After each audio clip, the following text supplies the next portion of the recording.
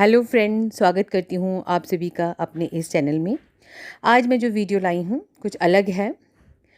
कुछ पुराने ज़माने में जो हमारी आज के ज़माने में भी, लेकिन कुछ पुराने ज़माने की बूढ़ी अम्मा जो थी वो अपने तजुर्बे से कैसे अपने आने वाली बहू बेटियों के लक्षणों से पता लगा लेती थी कि उनके गर्भ में कौन सी संतान है, बेटा है या बेटी है।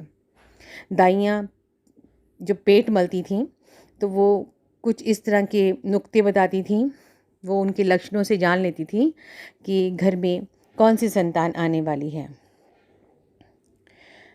अगर फलाने समय में पुत्र की प्राप्ति के योग हैं, इस तरह के वो योग भी बना लेती थी। अब मैं आपको बताऊंगी, अगर किसी महिला या लड़की को कृष्ण पक्ष के अंतिम दिनों में, यानी कि जब मस्या आने वाली होती है उसके लास्ट डेज में, उसके 3-4 दिन पहले अगर उसे रजोवृत्ति हुई है, डेट्स आई हैं और मस्या से 1 दिन 2 दिन पहले वो ठीक हो गई हैं, उन्होंने स्नान कर लिया है, तो वो उनका जब स्वास्थ्य ठीक है, अगले 7-8 दिनों में अगर वो अपने पति के संपर्क में आती हैं तो निश्चित ही आने वाली संतान लड़का ही होगी। ये मैं नहीं, ये पुरानी अम्मा दाइयों की अजमाई बातें हैं। अगर किसी महिला को बेबी कंसीव नहीं होता है, तकलीफ़ होती है या कोई कारणवश उनको बेबी कंसीव नहीं हो रहा, तो मैं उसके लिए एक योगा बताऊंगी। सभी वो योगा करते हैं, वो है बटरफ्लाई। बाबा रामदेव जो बटरफ्लाई वाला योगा करवाते हैं, वो वाला योगा करना है। और अपनी जो रीढ़ की हड्डी है बिल्कुल सीधी रखनी है बैठते समय, और सांस लंबी लंबी लेनी है। ये आप जब तक आपको बेबी कंसीव नहीं हो जाए तो आपने ये योगा ज़रूर करना है।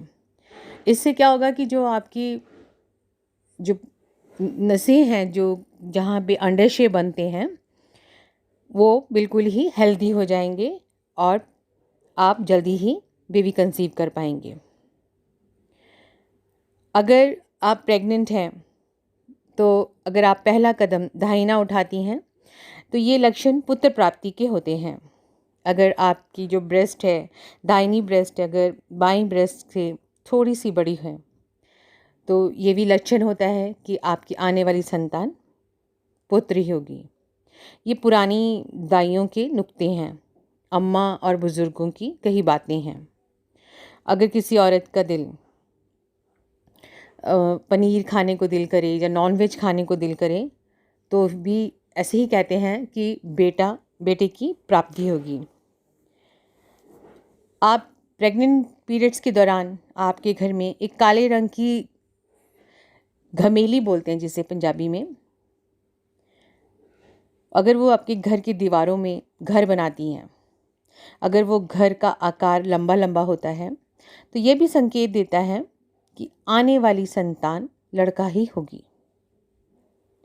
गर्भवती महिला को इस दौरान अगर सुस्ती रहती है, उसका दिल नहीं अच्छा रहता है, उदासीनता उसको घेरे रहती है, थका थका महसूस करती है, ज़्यादा चुस्ती नहीं उसके अंदर होती, तो ये भी लक्षण पुत्र प्राप्ति के होते हैं।